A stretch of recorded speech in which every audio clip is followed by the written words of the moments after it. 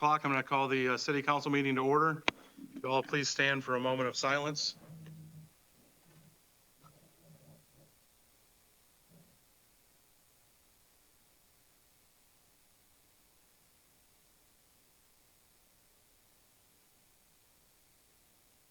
If you could, face the flag for the Pledge of Allegiance. Pledge allegiance to the flag of the United States of America and to the republic for which it stands, one nation, under God, indivisible, with liberty and justice for all. You may be seated.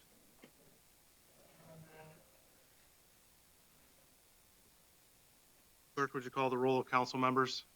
Lehman, Present. Hodak, Present. Cassidy, Here. Baker, Present. Hall, Here. Mendoza, Here. Lake. Here. Great, all are present. Thank you. Minutes of the previous meeting. To move for discussion. Sure. We just have discussion. We don't have to have a motion. Okay, so I didn't receive the written meeting minutes and was wondering if the legislation has taken effect, and we are referring to the digital minutes now, or if I was the only one that didn't get the physical meeting minutes. Microphone. Stephanie, Ms. Kaiser, microphone. Oh, sorry. Yeah, so no, we still need the written minutes Okay. until this goes into effect. Okay. And that includes this meeting. We'd need written Yes. minutes. Mm-hmm. And it won't be till the first meeting in May that we can have the video recordings, Be the Replace. official. Yes, correct. any written minutes. Yep. Okay. Any other discussion on this?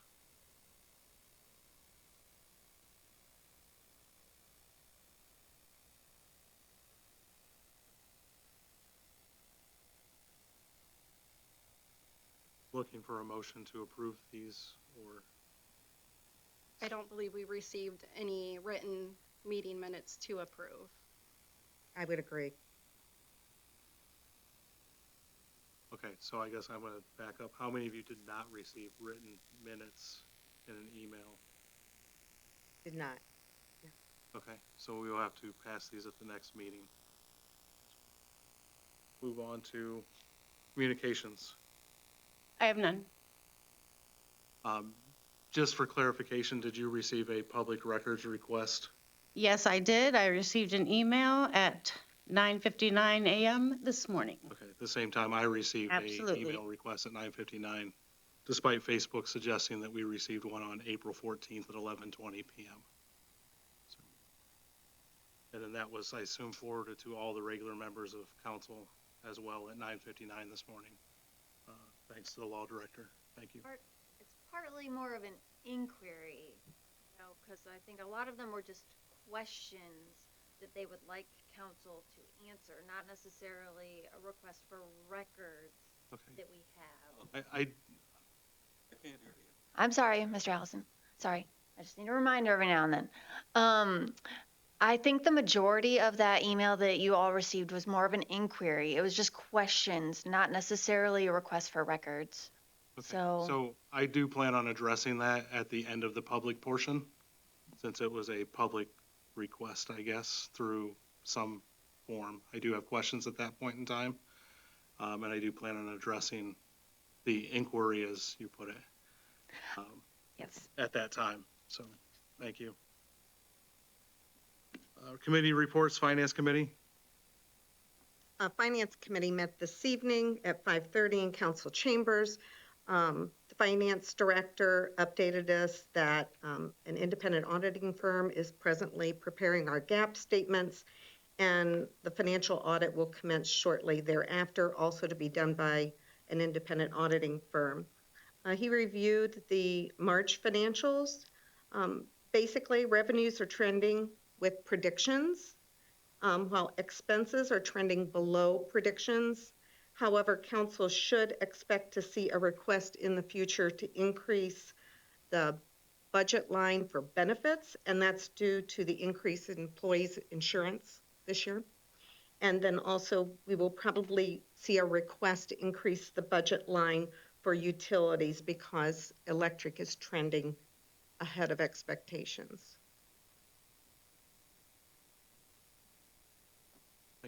Next meeting will be, and this is a correction because I stated it wrong at Finance Committee, Tuesday, May 21st at 5:30. Tuesday, May 21st, 5:30. Thank you. Public Affairs Committee. There are quite a few upcoming events in the community. Destination Seneca County, in partnership with the Seneca County Bicentennial Committee, will be hosting their second annual Be a Tourist in Your Own Town this weekend, April 19th through the 21st. Residents can enjoy free admission to most museums and galleries, along with several experiences throughout the county from noon to 4 this Friday, Saturday, and Sunday. The Veterans and First Responder Resource Fair will be this Friday at the Fostoria Learning Center from 10 to 2. This is a free event for immediate family members as well and includes lunch, door prizes, resource tables, health screenings, and more. Poets' annual Earth Day Park cleanup will be held Monday, April 22nd at City Park. Faith Chapel Church will be hosting their barbecue rib throwdown at noon on April 27th. Dinners are $15. Please feel free to call 419-379-6227 with any questions. The National Day of Prayer event will be held on May 2nd at 2 p.m. on the front lawn of the municipal building. And the Dillinger movie premiere hosted by the Fostoria Historical Society will be held on May 3rd and 4th from 6 to 10 p.m. at 125 South Main Street. And finally, Grandma's House is hosting Grandma's BBQ on Saturday, May 4th at Jackson Park from 2 to 7. This is a free event for the public, and everyone is invited to come out and enjoy a free meal. Thank you. That's all I have. Law and Ordinance Committee. The Law and Ordinance Committee met this evening and continued discussions regarding the tabled traffic control legislation.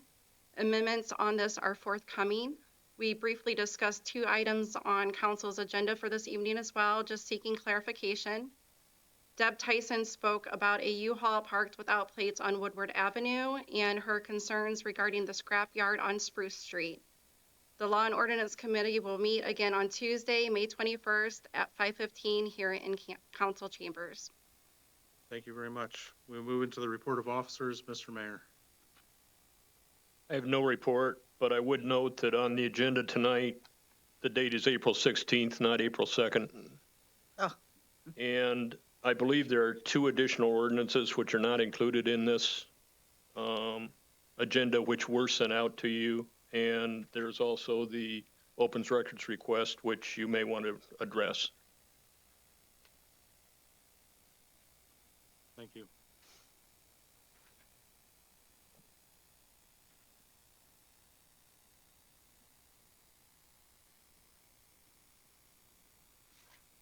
Thank you.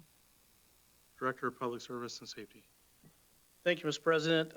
Tonight, I'd like to give you an update on where we are as far as the splash pad project goes. So for a year or so, we've been working with an engineering company to get a design put together that would work for the community. It's been a very frustratingly slow process with a lot of starts and stops. Finally, after the beginning of this year, we were able to get to a point where we were able to have them put a big bid packet together. They did put a bid pack together and it was bid. And we had one bidder on that. It was well over the engineer's estimate. So we certainly couldn't accept that because we didn't have the money for the price that came in. So we're going back to relook at the bid packet, see where things went wrong, and see what we can do to get one out to the market again and hopefully get more bidders. We still are moving forward, but it has been a frustratingly slow process, beginning with, like I said, a lot of issues with trying to get this thing designed from the outside engineering company that we're using. So keep you up to date when we're able to get it out for bid and get something out there that we can get built for the community. And I don't have a timeline on that, but I'll let you know as soon as possible. As far as this, I don't know, public information request, inquiry, whatever it is, I just want you to know that as long as I have been involved, and I know since Don has been mayor, the city has no contract or agreement with Urban Woody Brewery. We work together as a community with Urban Woody, the chamber, and the city, so we don't schedule things on top of one another. I know they have a regular summer schedule that they do.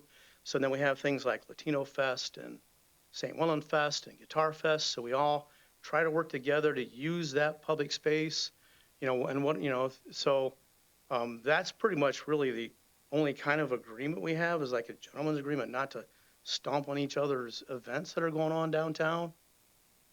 So that leads into the same, topic, I think, because I think is what it came from, is this whole food truck muckety muck that's going on. So last year, the Tamale King, who had been doing the scheduling of Food Truck Fridays, Steve came to me and said that he didn't have time anymore to schedule those, so he wasn't going to do them anymore.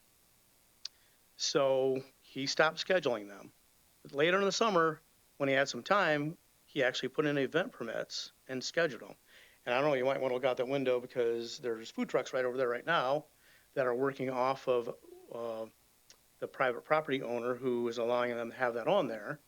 And so I know the first week, what I was told was somebody called the health department on them the very first week. It wasn't the city, but it was somebody else.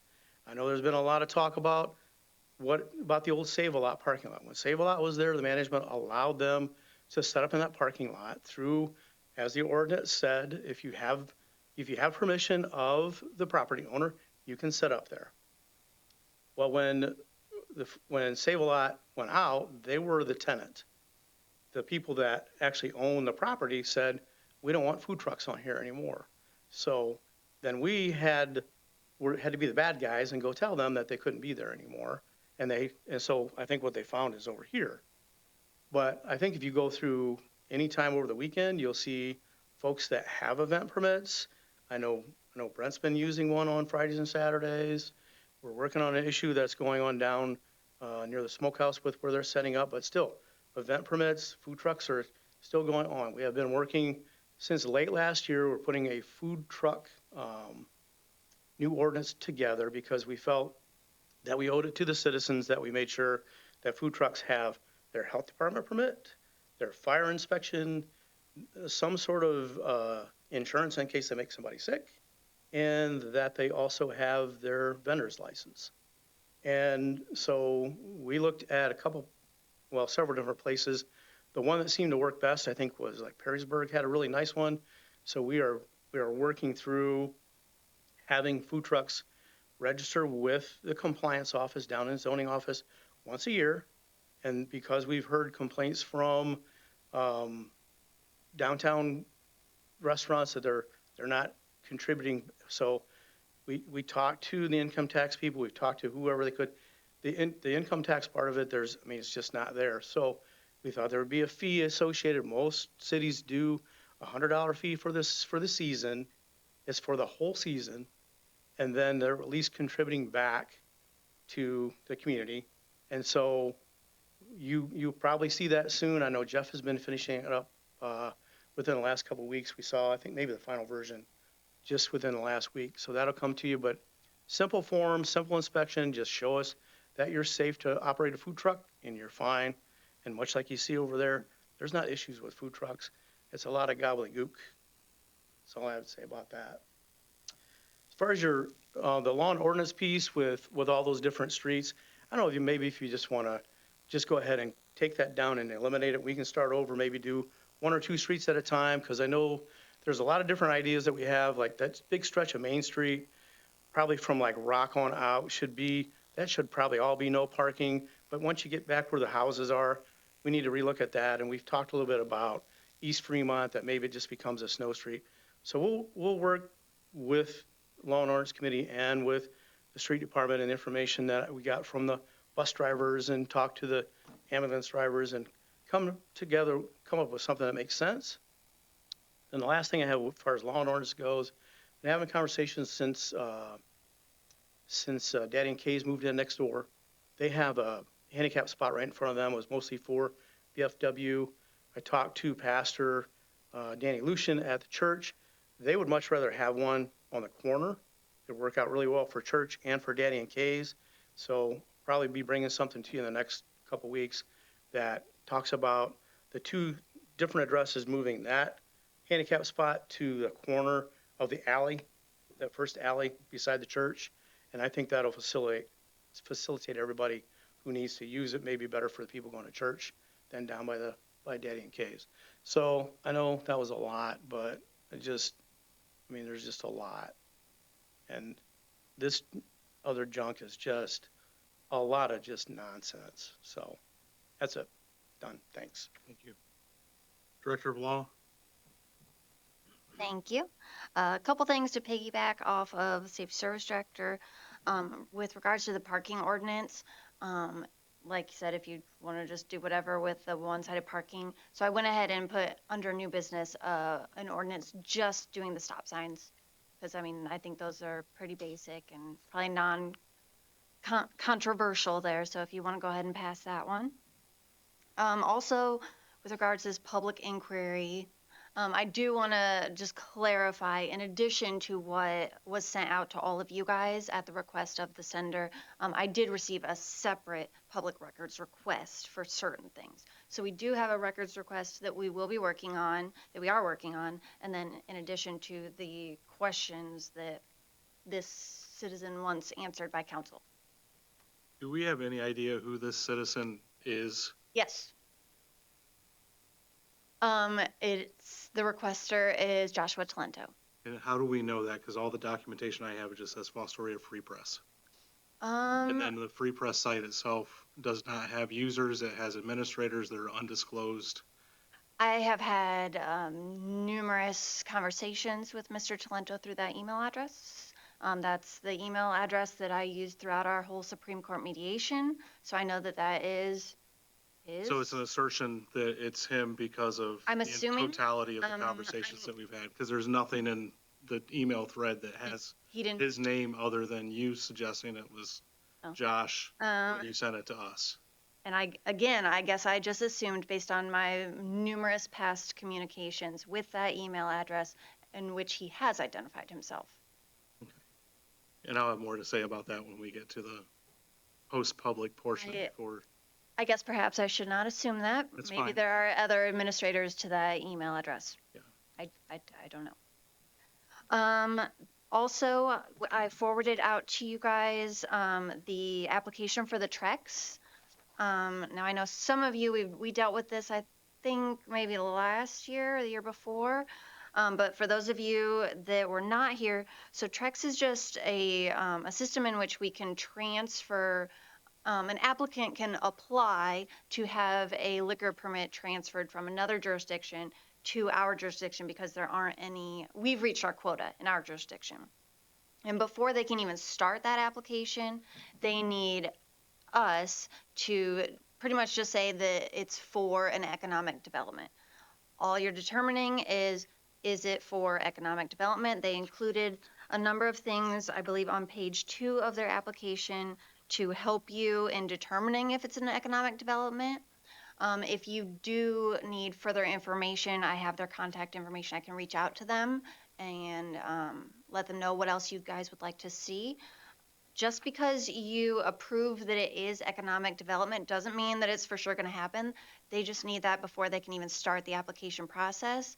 And if you guys do find, if you do authorize the mayor to sign off on that as an economic development program, that it doesn't prohibit you guys from having a hearing later on when they actually do apply for that liquor permit. Any questions on that? Do you guys, yes? Was there any legislation from Trex, or is that just an application? No. So last time, so We just get the application and it has a form on there. Last time we did this, we'll just ask for maybe a little bit of discussion if you feel a need for discussion or miscellaneous, and then perhaps a motion to authorize the mayor to sign off on their application. And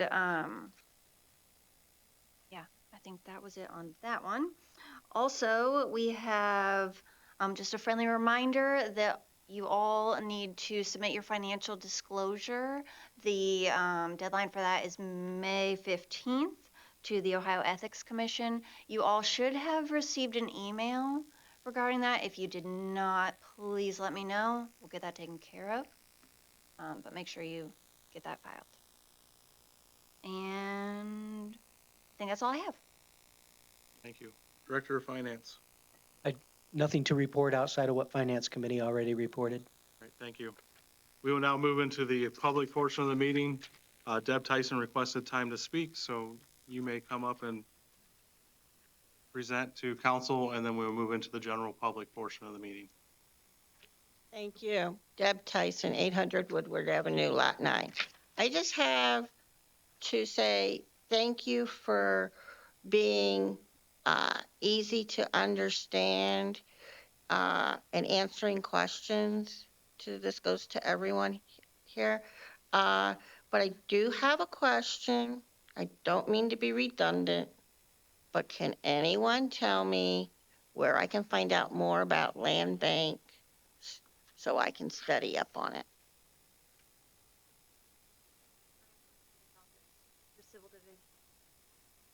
Civil division? Okay. And the other thing, I have a surprising call. Yes, Facebook is supposed to be friendly, I guess, but I got a notice, several of them, just my phone just kept beeping. I couldn't sleep. And I was like, what's this? So people are telling me that I need to email this person, which is an EPA. It's not a name I've had before. So I carbon copy both Seneca County and Hancock County, Max Moore and Linda Cochran, and I get a phone call, which I did not catch except the voicemail, saying, Deb, what's up? This is Max Moore, and my director says she got your email and she wants me to reach out to you. So I'm waiting to see what happens tomorrow because evidently I must have stepped on somebody's toes. All I did was introduce myself and ask them what was going on with the landfill, as to sampling, as to their oversight, and sign my name to it. That's all I said, because this person doesn't know me, I don't know them, and that's the response I got. So I share with everyone. You guys know I'm open, so I will let you guys know when I know. Thank you. That's it.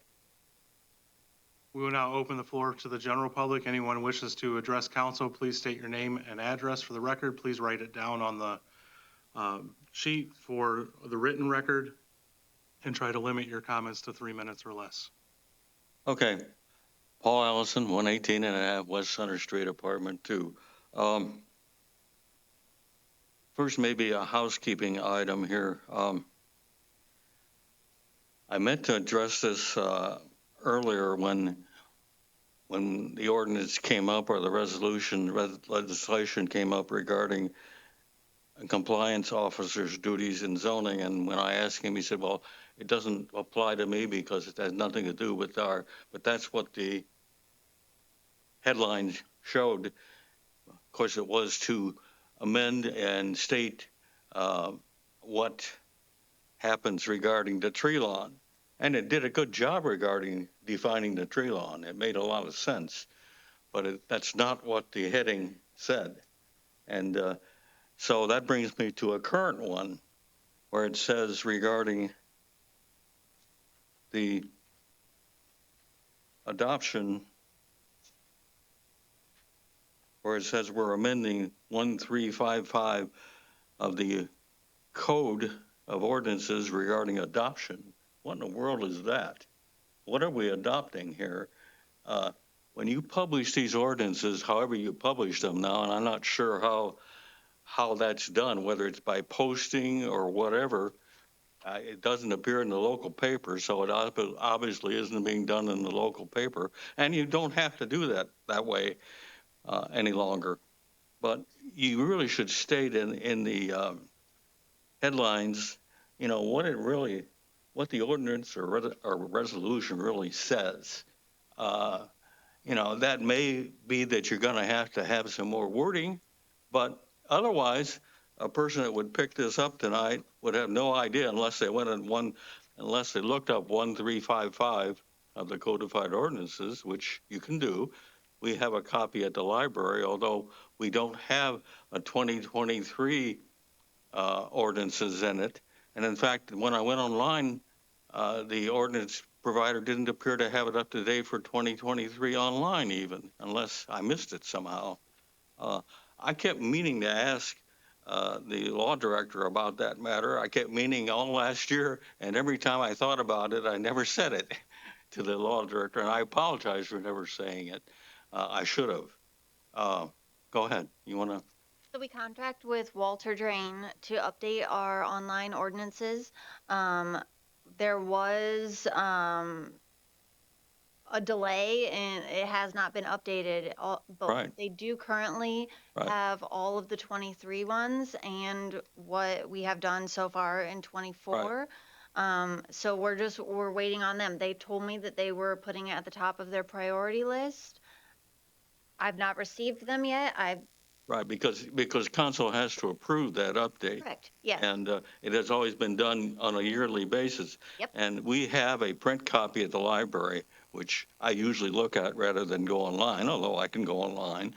But it isn't up to date. And if a person came in and the library staff referred them to the print version, they wouldn't get the latest information. The print version or the online version, neither one is up to date. Neither one of them. Correct. I went and looked online, and that wasn't up to date either. So, I don't know what the problem is. I just thought I'd bring it to everybody's attention because I kept meaning to bring it up to everybody's attention quite some time ago. And every time I thought about it, something else came up, and I never mentioned it. And I apologize to the law director for. Oh, I've been aware and I've been on top of it. There's only so much I can do. I got them everything, all the materials. I know. Hey, I dealt with that with that when I was clerk of council for years and years, so I know how that situation goes. The other thing I might mention is that the library this year we will be repairing, maintaining, whatever you want to call it, the elevator, which was put in the 1968 edition. It's old. There are no drawings of any sort. If we had a major breakdown, we would be off for months anyway, probably, because they would have to order the parts. So we're updating it. We went out to bid. All Pro Elevator bid $107,000 to update it. And hopefully, when they finally get the necessary parts, we will start doing it in May, and hopefully we will get it done in June. But the elevator, if we start that way, the elevators are going to be down for 30 days or more. You won't be usable, so you're going to have to walk. And for me, walking is not as easy as it used to be. Hey, I never used to use the elevator. Now I do. You don't, lots of things you don't approve when you get older, and all of us know that. I don't. You don't know that? So, Thank you, Mr. Allison. so we're going to be doing that. It's a major project that we have funding set aside for, so it won't be any problem to get it done. So that's all I have to say. Thank you. Mr. Allison.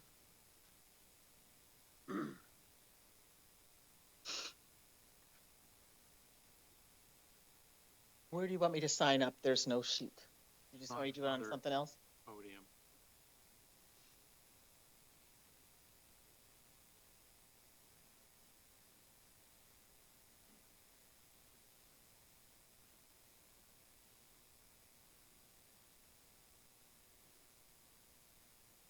Good evening. My name is Jill Filiator, 402 West Culbertson Street. Just have a couple things that I want to bring to attention.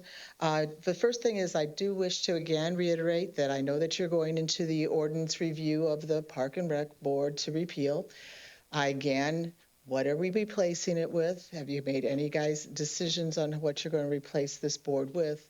Because are repealing something and then you have nothing in its stead. And that board did make the decisions for Park and Recs. So please make sure you're looking at it because that board was supposed to be the one that was responsible for the city pool and things like that when you read the ordinance in its totality. So that's the one other one. And then the other question I have, well, I have two, I'm sorry. I don't understand the Trex liquor license thing. I know I went to a class, and it was a very important class at the Fostoria City Learning Center, because we as business owners were being educated because there was an issue with the liquor person and an establishment. So we all went to learn, including some of the non-pros, and it was a very informative information. But we also learned that they already have quite a few liquor licenses pending to be used for the downtown. According to, I don't want to misspeak, but according to one of the old chamber people, she said they had like 16 that are available once we get done with what we have. So I didn't know if this is something totally separate and I'm just not understanding, but she said that they have, they're not total liquor license, they're so that the restaurants can have their liquor when they're opening up. But I don't know anything more about it. So I was just trying to figure out if we're adding more to them when we were told at the meeting that we already have a whole bunch that'll be available. So I just didn't know if we could get that clarified for future reference. And then the last question I have, because I don't quite understand, I know you guys keep talking. I'm not real. I'm on Facebook, but I hear you guys talk about public require or whatever inquiry, things like that. And that there's some issues going on that somebody's asking for things. So I went online just now. Can somebody explain to me what antitrust means? I mean, is that what we're talking about, that allegation, that inquiry? What does antitrust mean? We are not going to have a discussion, Okay. but I will address that. Oh, good, because I don't understand what the term means. Okay, thank you very much. I do know about Trex because we've used it a couple more times. It is, so if there's an entity that can't get one of the local liquor licenses, then they're able to transfer it in from another area where it's available. And so they apply, say, somewhere down in southern Ohio if there's one available, and through Trex they can bring it up. Transfer it. Because I know the way she was talking, we still had some out there, and then we had these extra ones. Because there's only so many available in each county, but in each area, but this Trex allows a business to maybe go outside and then transfer one in from somewhere else. Makes sense. Thank you. Thank you. Janet Milligan, 1750 North Union Street. I have a question in regards to the landlord and tenants' rights. In a previous meeting, you said that you wanted to have things that were violations under Fostoria ordinance, and then the money would come to us, which I completely agree with, but that it would be deemed criminal. So does that mean that the person that has a violation doesn't correct it or doesn't pay the fine, can they potentially go to jail because it's criminal? No, it's a minor misdemeanor. It's an unjailable offense. You cannot go to jail. It's just a financial thing. It's just a fine. Fine. Okay.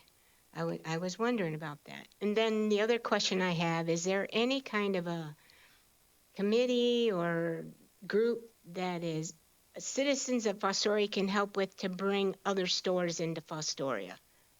If you want to buy clothes, you got to go to Findlay, Tiffin, Toledo, household goods. We need stores in Fostoria. Is there something that, like even me could get involved with to help? That would probably be the Chamber of Commerce. Chamber of Commerce. Okay. All right. Well, thank you. Thank you. Yes.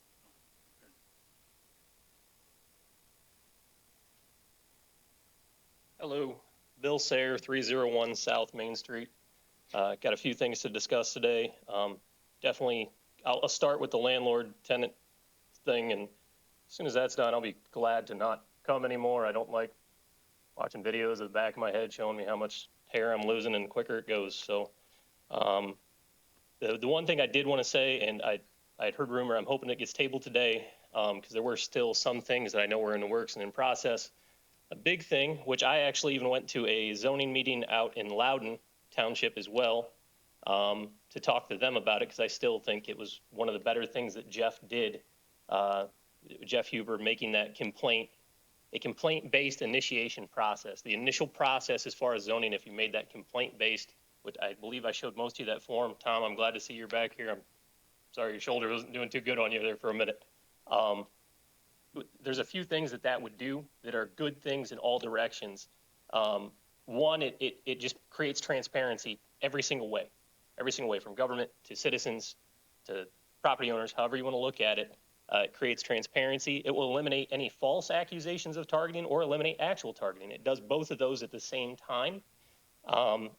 It is a valid process to follow up on. There was another person who came to the meeting over it who had spoke about, afterwards we spoke and they said, I don't even know. I called a complaint about a month ago.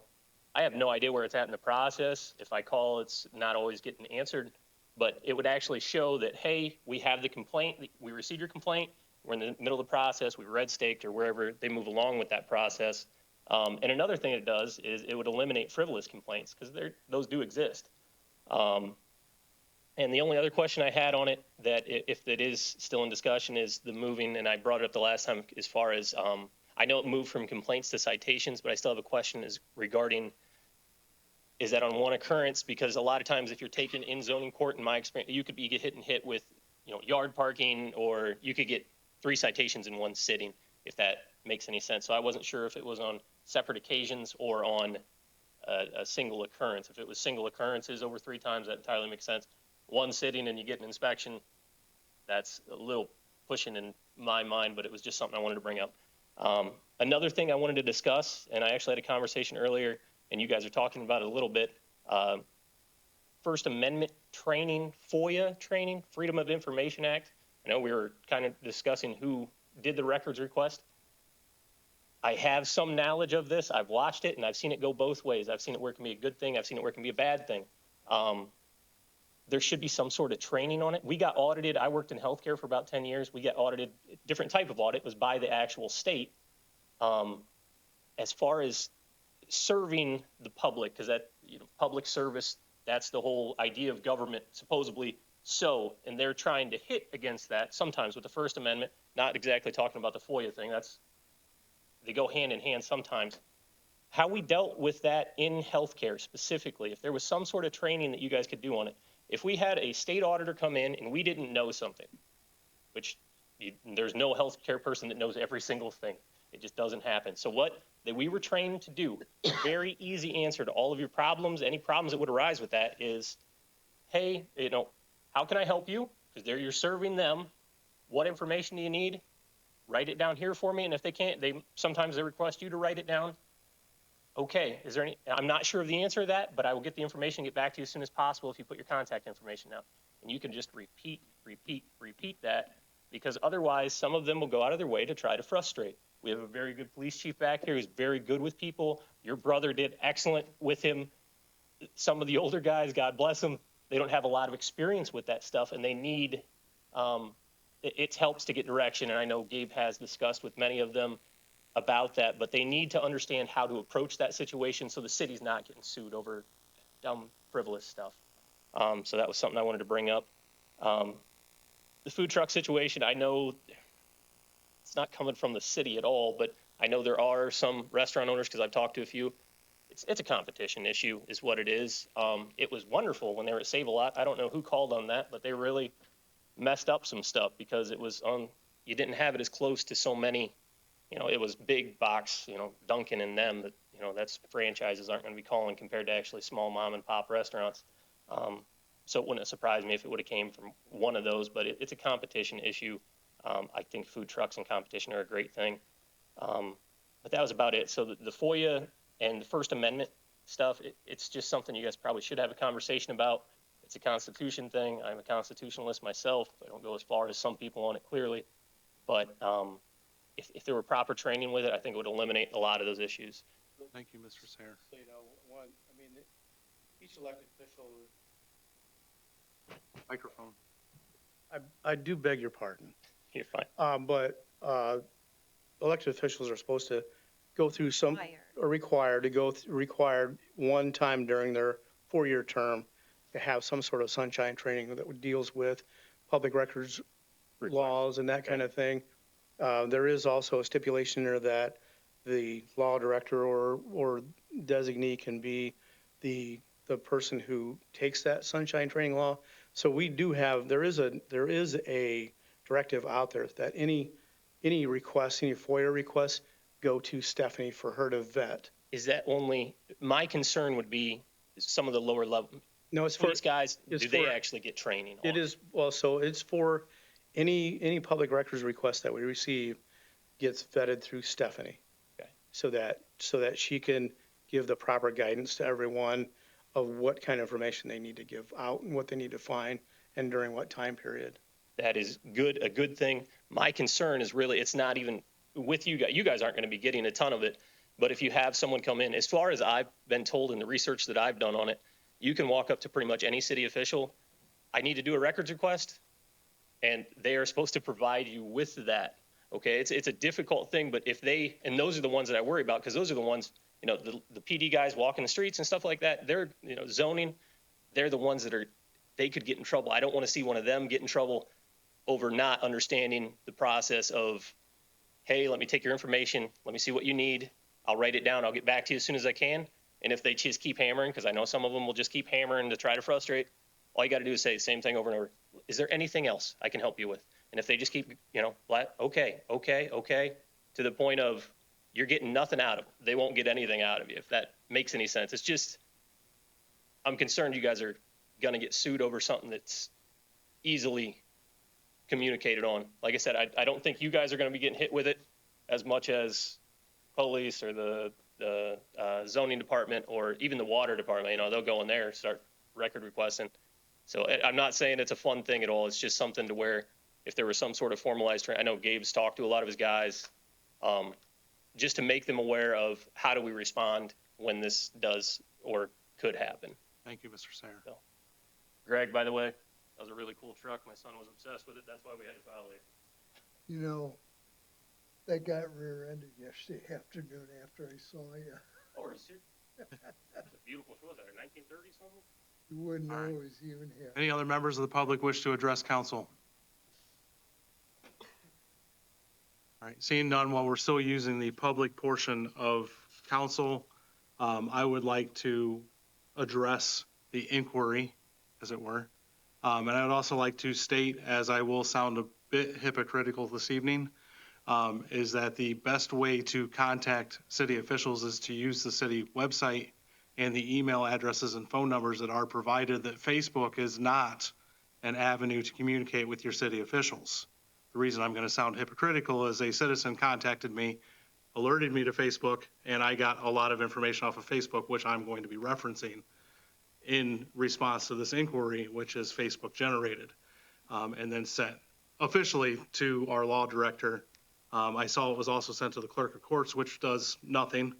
And it also got sent to Councilperson Mendoza for whatever reason, but to none of the rest of us. So that is my bit of hypocrisy before I get into the explanation. I think it's important that we have a bit of this discussion.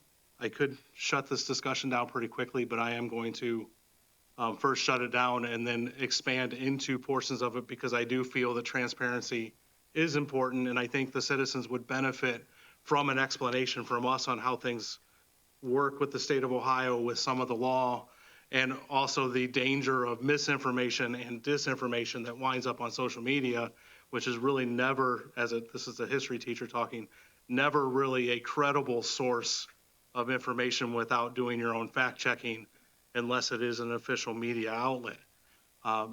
The first couple of questions I have, though, I think I've already addressed the who sent the document portion of this. I noticed that in Ohio Revised Code, Chapter 5701, we define person, because a person has to make a public records request. I don't see that a person has made the public records request officially in this case, or the inquiry that I'm going to respond to. It was titled as, or from the Fostoria Free Press. Person, according to the Ohio Revised Code, includes individuals, firms, companies, business trusts, estates, trusts, partnerships, limited liability companies, associations, corporations, or any other business entities. Does that qualify as any of those? I don't know any information about the Fostoria Free Press. Okay, and so that leads me to really a suggestion I have that maybe council wants to think about, is we may want to draft legislation that our public information request should have someone's name on it that fits within the guidelines of person. Not require that anyone identify themselves. It could be anonymous. Okay, so what keeps someone from creating 400 nefarious imaginary Facebook pages that have no identity in their administration pages? Not a single person attached to them on record on the Facebook world claiming to be a media outlet that then can just inundate us with requests. Anyone, any entity, they can make a public records request. They don't have to identify themselves, and they don't have to give a reason. Okay. And secondly, as frugal as I think our city's trying to be in to try to get out of fiscal emergency, I think we do need to maybe, again, this body should have a discussion about, we may be getting a point where I'm going to use the word frivolous. The state uses the word vexatious. I'm not sure we've reached that threshold. I had some questions about that, but we are getting some requests from certain entities that are consuming a lot of our city's time. And we may need to discuss creating a position just to deal with them, which is really an unfortunate use of our funds, and personal opinion, unfortunate use of our funds and so on. To get past that for now, I don't know what exactly constitutes vexatious, which is the state's term for frivolous or harassing when it comes to someone asking public records requests repeatedly or without a purpose. And the reason I'm saying this is we're going to find in a couple moments that some of these questions that were asked really were without merit or purpose for a local government. And I also wanted, at this point, for the record, it is 6:47, however the video recording is, and I would like whatever is said between myself and any member of council after 6 or in that last couple minutes to be considered as the evidence that we're providing for this person as the response to this inquiry.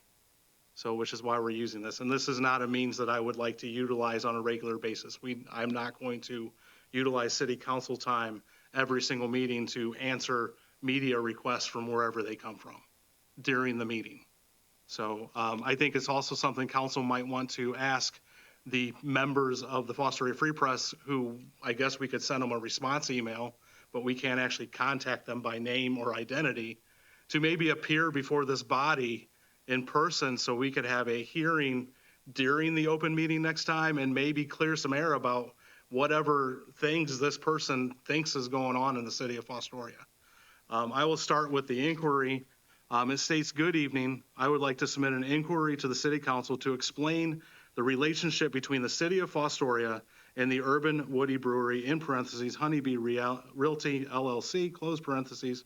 Please see my questions below, and I request you respond electronically." For clarification and clarity, there is no relationship with that business that is outside the same type of relationship that the city has with any business in the city of Fostoria. Therefore, the rest of the inquiry, which is beyond this, has no relevance. It's moot. We have no relationship other than being good stewards of this community and supporting any business that is in this community. That would be the official response. However, I do feel like this person, I don't know the gender or who they are, so I can't say he or she, does ask some questions that I think are worth commenting on. Ms. Filiator mentioned the antitrust. What is antitrust?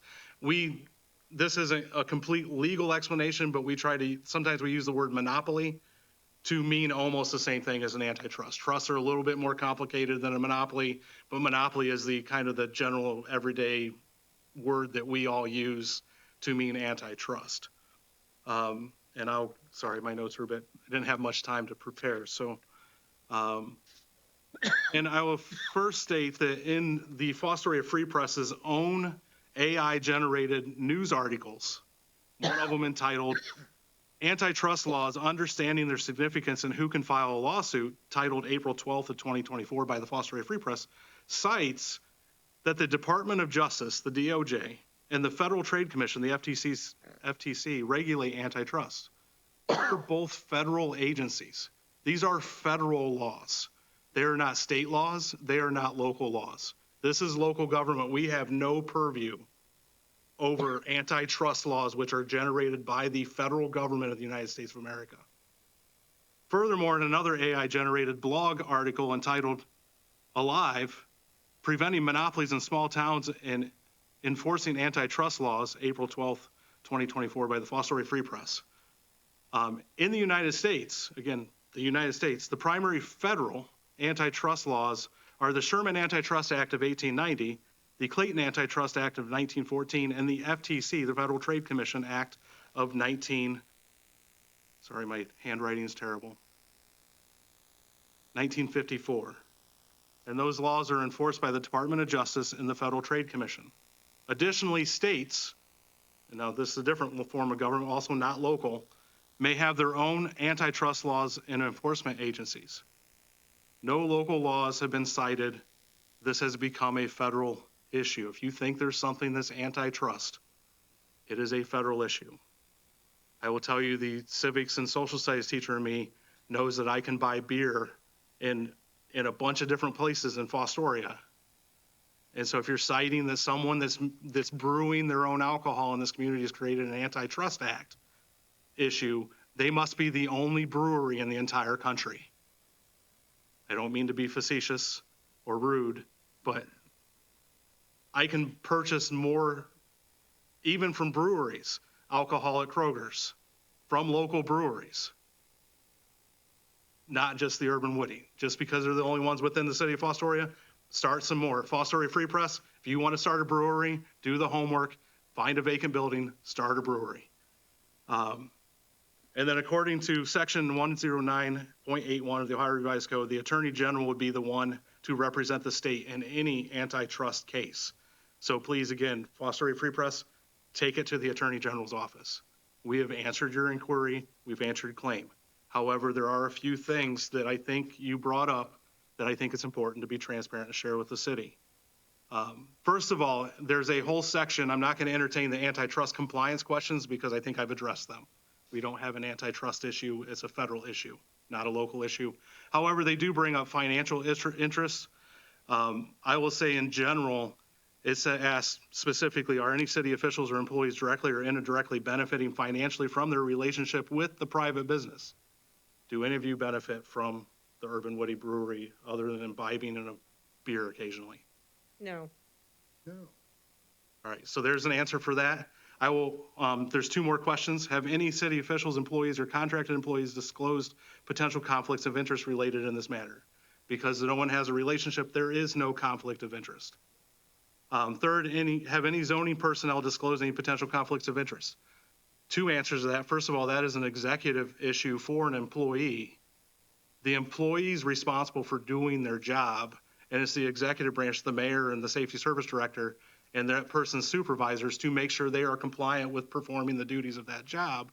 And if they're not, there's disciplinary action that can take place. It is illegal for someone in that position to have anything close to a disclosed conflict of interest that they continue to do anything with that benefits them. It's illegal. It can't happen. But it's the executive branch of the local government's job to take care of that.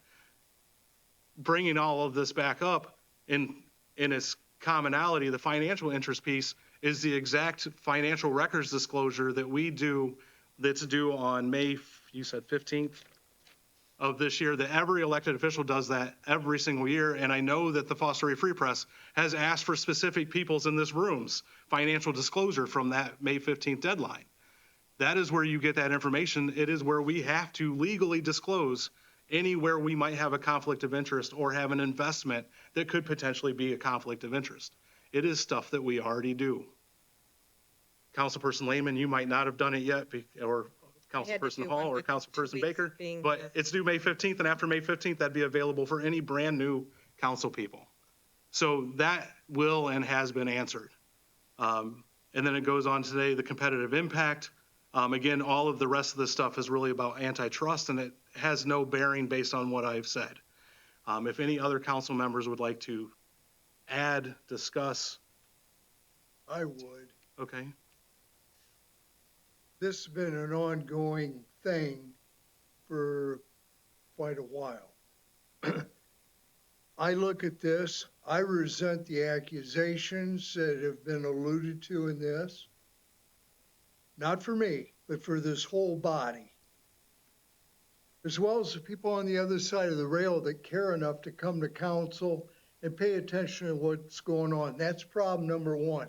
Problem number two, the people in this room, as well as the people on the other side of the rail, have a love for this community and have a desire to see Fostoria continue to move forward. This stuff that I see, that I've read and digested, is totally counterproductive to the progress that this community is trying to make.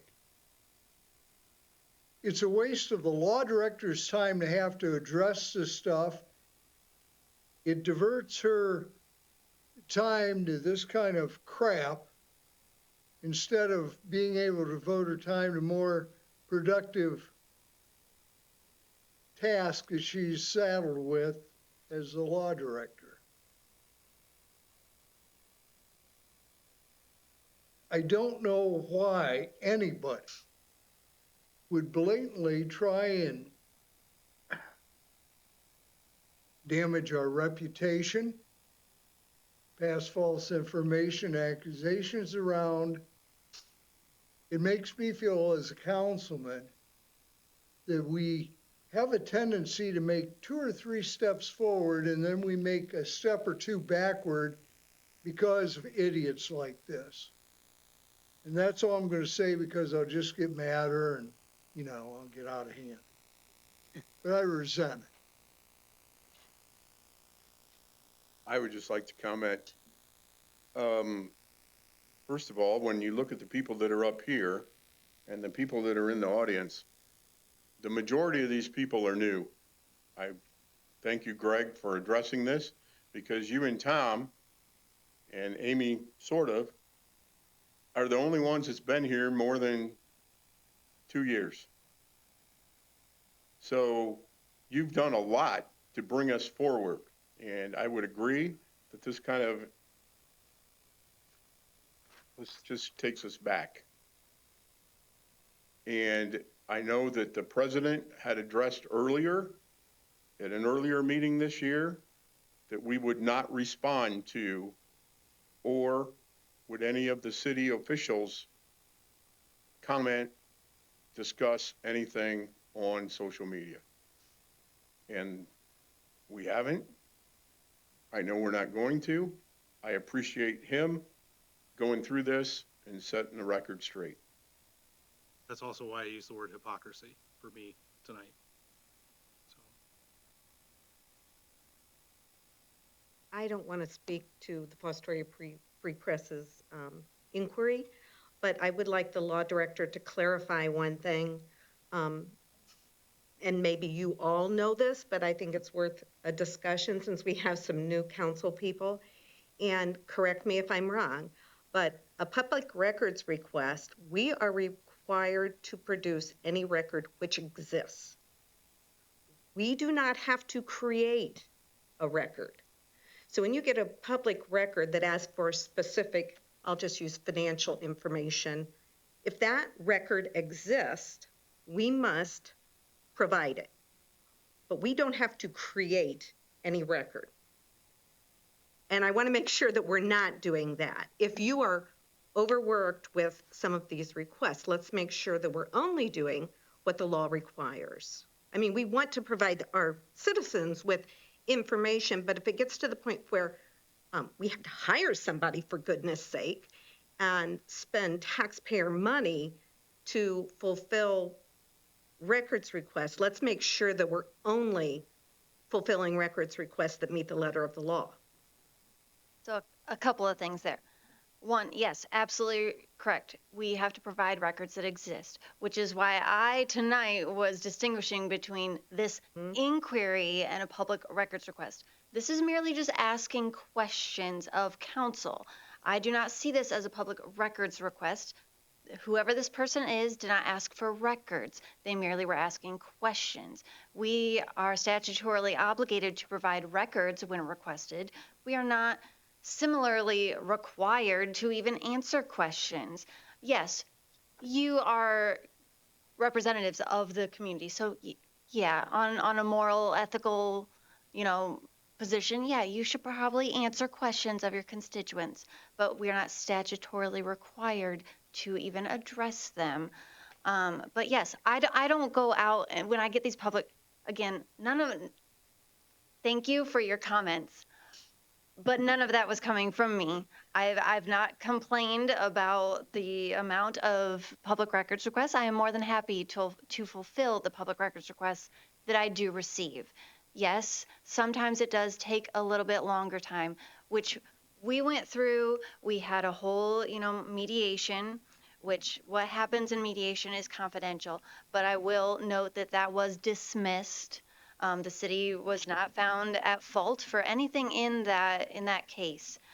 Sometimes things just take a little while to compile all of those records. So, yeah, it's just time consuming, especially when records come in that require reaching out to every single department in the city and waiting for every single department to get you the records that they have and then compile them and then look through them and make sure that everything that needs to be redacted is redacted.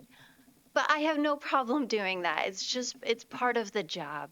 But no, we are not creating any records that don't already exist. So yes, in response to the inquiry, if none of those answers or records or any of that, if it just doesn't exist, it doesn't exist. And it ends there. Also, and I think this speaks to, if I was understanding Mr. Sayers' concern about people requesting information. We are required to post where records request, the process for records request. And I assume that that posting indicates that those requests would go to the law director. And I would just say, in response to his concern, let's make sure that those postings are also at the fire department or at the water building. So I think that answers our questions. Our city employees should all know that they direct them to directive is posted at each of their facilities, and those requests go to you. It is, yeah. It's posted in every department, and every employee has been directed to direct those requests to me. And Thank you can you. walk down the hall and look at the window, because it's paint right in the window with Stephanie's signature on it. Thank And you. it is throughout the building And throughout the rest of the city. Thank you. Anyone else on council? If not, we will move into old business.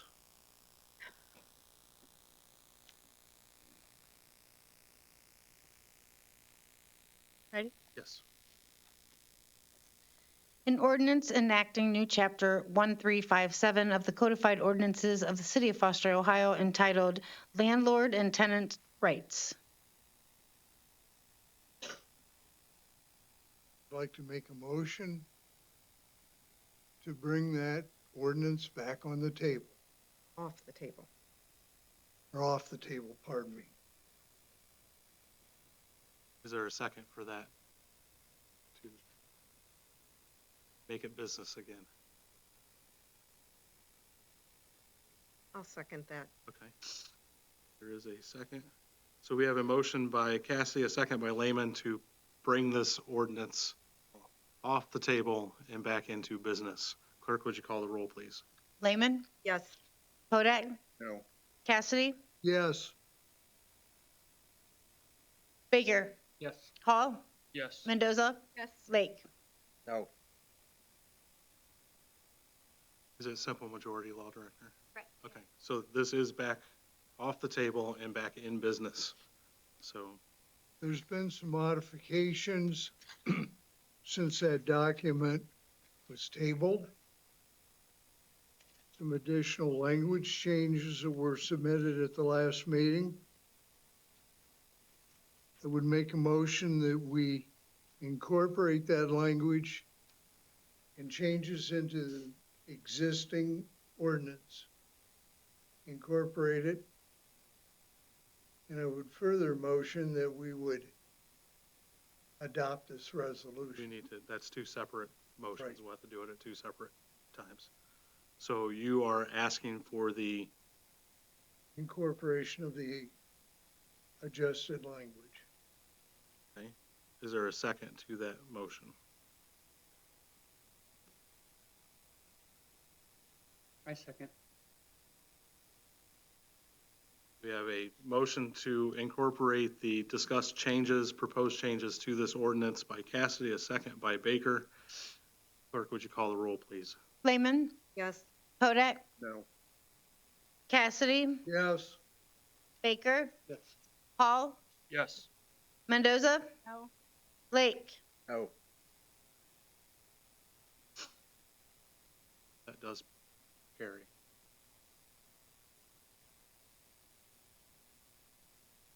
I would make a motion that we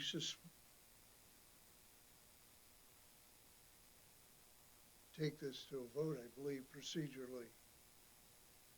We're on the third reading. So I've asked that it be taken off the table, number one. Made the motion to incorporate the adjusted language. Okay, so there is a motion to approve this ordinance as amended. Yep. By Cassidy. Second. There's a second by Hall. Clerk, would you call the roll? Lehman, Yes. Hodak, No. Cassidy, Yes. Baker, Yes. Hall, Yes. Mendoza, No. Lake. No. This does pass. It becomes ordinance number 2024-25.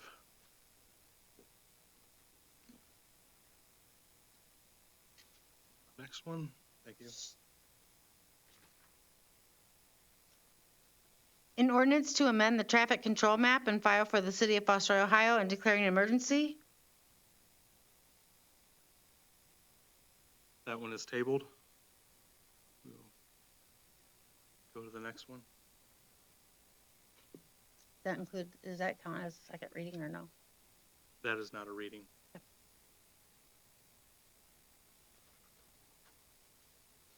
A resolution to authorize participation in the Ohio Department of Transportation, ODOT, road salt contracts awarded in 2024. That was the second reading of that resolution.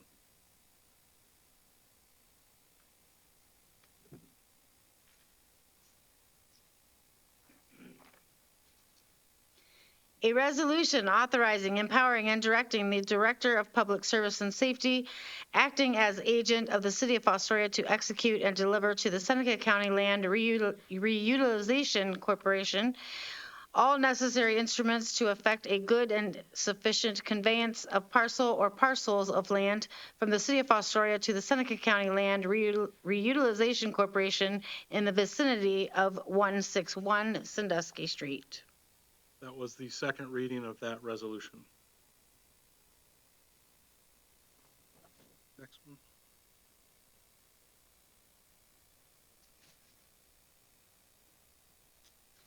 A resolution to authorize, direct, and empower the mayor on behalf of the city of Fostoria, Ohio, to enter into a joint cooperating agreement between Seneca County, the city of Tiffin, and the city of Fostoria for the fiscal year 2024 Community Housing Impact and Preservation CHIP program for the purpose of addressing local housing needs and declaring an emergency to exist. That was the second reading of that resolution.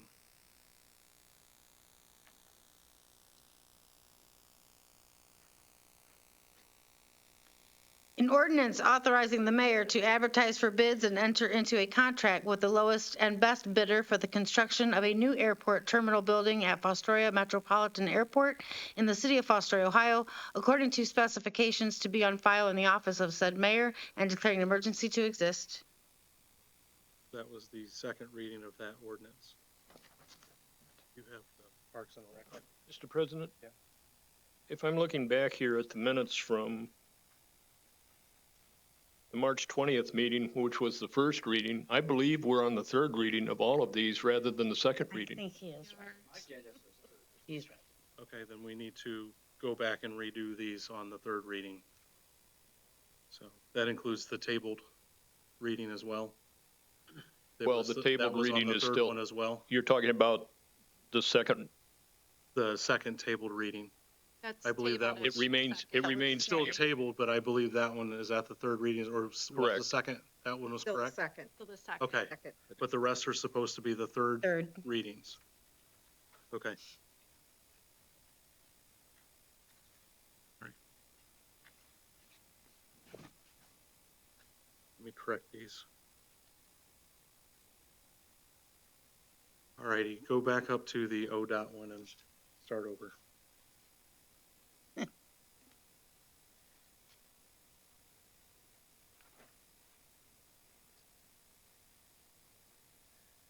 A resolution to authorize participation in the Ohio Department of Transportation ODOT road salt contracts awarded in 2024. Move to adopt. Second. We have a motion by Mendoza, a second by Lake to adopt this resolution. Clerk, would you call the roll, please? Lehman, Yes. Hodak, Yes. Cassidy, Yes. Baker, Yes. Hall, Yes. Mendoza, Yes. Lake. Yes. This does pass. It is resolution number 2024-26.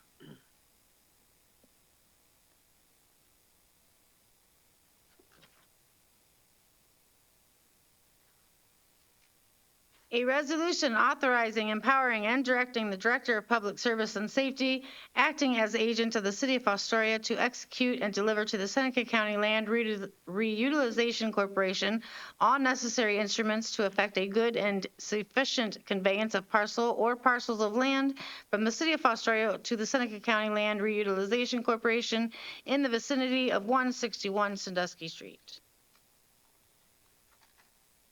Move to adopt. Second.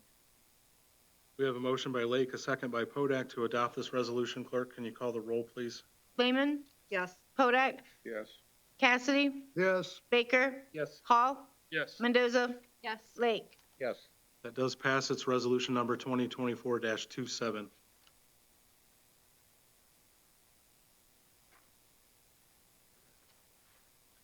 A resolution to authorize, direct, and empower the mayor on behalf of the city of Fostoria, Ohio, to enter into a joint cooperating agreement between Seneca County, the city of Tiffin, and the city of Fostoria for the fiscal year 2024 Community Housing Impact and Preservation CHIP program for the purpose of addressing local housing needs and declaring an emergency to exist. Motion to adopt. Motion to adopt by Cassidy, second by Baker. Clerk, would you call the roll, please? Lehman, Yes. Podak, Yes. Cassidy, Yes. Baker, Yes. Hall, Yes. Mendoza, Yes. Lake. Yes. That does pass. It's resolution number 2024-28. I got it. An ordinance to repeal Chapter 153 of the Codified Ordinances of the City of Fostoria entitled Park and Recreation Board.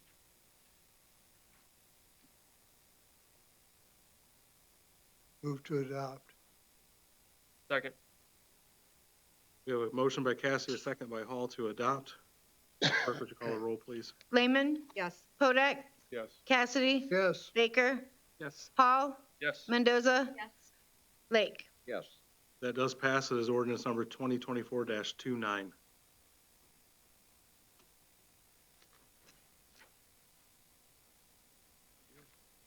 An ordinance authorizing the mayor to advertise for bids and enter into a contract with the lowest and best bidder for the construction of a new airport terminal building at Fostoria Metropolitan Airport in the city of Fostoria, Ohio, according to specifications to be on file in the office of said mayor and declaring an emergency to exist. Move to adopt.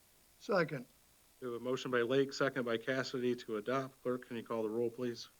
Lehman, Yes. Podak, Yes. Cassidy, Yes. Baker, Yes. Hall, Yes. Mendoza, Yes. Lake. Yes. That does pass. It becomes ordinance number 2024-30. Is there any other old business? Seeing none, we'll move into new business. I have two We, two yeah, more old business. Okay, yes, 3 more. Oh, I'm I have sorry. 3. Yeah. I am out on my sheet. A resolution to authorize, direct, and empower the mayor on behalf of the city of Fostoria, Ohio, to execute an application from the Ohio Department of Development Office of Community Enhancement for up to $1,050,000 in funds for program year 2024 Community Housing Impact and Preservation Program, CHIP funds. That's the second reading. That is the second reading of that one. I need an updated agenda after we get done with this. Okay.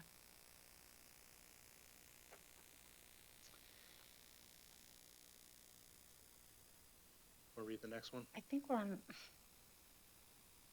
I'm into new business. What's the other old business? Commission, city tree and adoption. Okay, I have them too. Do you have that one? I do. Okay. An ordinance amending Chapter 905 of the Codified Ordinances of the City of Fostoria, Ohio, entitled City Tree Commission. Which reading is that? Second. Second. That is the second reading of that.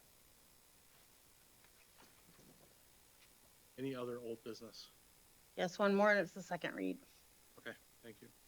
An ordinance to amend Section 1355.01 of the Codified Ordinances of the City of Fostoria, Ohio, titled Adoption. That is the second reading of that one. Are we gonna get some clarification on what that is besides adoption? Or do we have to look up that? That's the International Maintenance Building Code one. That's what I thought. This doesn't state that. That was what Mr. Allison was talking about, was Right. needing some of that clarification maybe in the titles to, it's fine. So, That was in the original reading, I thought. It's in the full language of the. it's, yeah, in the full language. That section is titled adoption. Right. Right. 3 more words would have been better. Just saying. Title. I know. And I think we could add relating to. Let's help you if I give you There we that. go. Help you if I give you this? No, I have all on the agenda that I got from the dais up there. I have those 3 ordinances you just read under new business. Oh. And then I have one piece on the agenda I got from the dais that says new business. And there's more than one new business item. There's 4 new business items. 4. So do you have 4 new business items? Yeah. All right, we are moving into new business. An ordinance to amend Section 505.21 of the Codified Ordinances of the City of Fostoria, Ohio, to be titled Regulations Regarding Keeping of Chickens and declaring an emergency to exist. That is the first reading of that ordinance.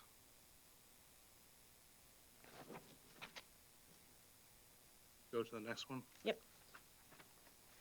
An ordinance to amend the traffic control map and file for the City of Fostoria, Ohio, and declaring an emergency, and this is stop signs on Elmhurst Drive and West Haven Drive, and also Augusta Drive and West Haven Drive, and Summit Street. That is the first reading of that ordinance.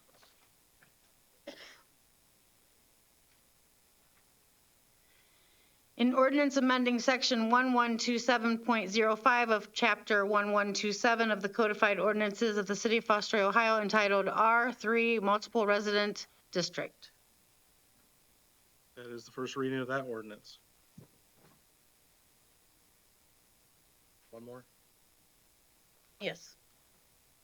An ordinance amending Section 1125.01 of Chapter 1125 of the Codified Ordinances of the City of Fostoria, Ohio, entitled Building or Accessory Building Regulations. That is the first reading of that ordinance. I have a question regarding that, if we may discuss. I just want to clarify that under F, the crossed out portion and what is written in is correct. The black and may be located no closer than 5 feet to any side or rear yard, or 10 feet from any property line. Sorry, I don't have it in front of me. Okay. But that's in black? Yes, Okay, so that's in the current that's as it is currently, okay. and that's not part of the proposed. So it's only the proposed red change that's to that. being changed. Correct, yes. Yeah, the red strike through is being removed, and the red, without strike through is replacing that. I guess maybe if I worked in zoning, I would probably understand that language a little better, but it doesn't make sense to me. And this all came directly from Jeff in compliance. He's starting to go through the ordinances and kind of adjust them as he sees that need to be changed. Okay. That concludes new business. Is there any need to go into executive session this evening? I just had one item of discussion. Sure. I would like to just make sure that everyone understands that my report that I gave a couple meetings ago on the ordinance that we just passed tonight on the landlord tenant, that I had those two numbers transposed. I had said that there was 33% of the city was owner occupied and 76% was rentals. That was not true. My information came from the chamber. I read it backwards. Okay, so it's Only 33% 33% rentals, rental. 76%. Okay. Thank you for the clarification. For clarification. I'll consider that the first part of miscellaneous business. That's right. I think I have written on here that we need to have a discussion on Trex, if so needed. And then if there is no discussion, we have to decide, or you guys have to decide as a council, if you want to entertain a motion to accept this entity's ability to apply for that Trex agreement. Is that? You're determining whether or not this is an economic development. It's in the interest of economic development. If you do, then I'd ask that you authorize the mayor. I so move. Second. All right, we have a motion by Podak, a second by Baker to authorize the mayor to accept an application for a Trex agreement with this entity Yes, to authorize the application as economic development. as economic development. All right, thank you. Clerk, would you call the roll, please? Lehman, Yes. Podak, Yes. Cassidy, Yes. Baker, Yes. Hall, Yes. Mendoza, Yes. Lake. Yes. That does pass. Any other miscellaneous from members of council this evening? If not, I will entertain a motion to adjourn. So move. We have a adjournment motion by Lehman, a second by Cassidy. Clerk, would you call the roll, please?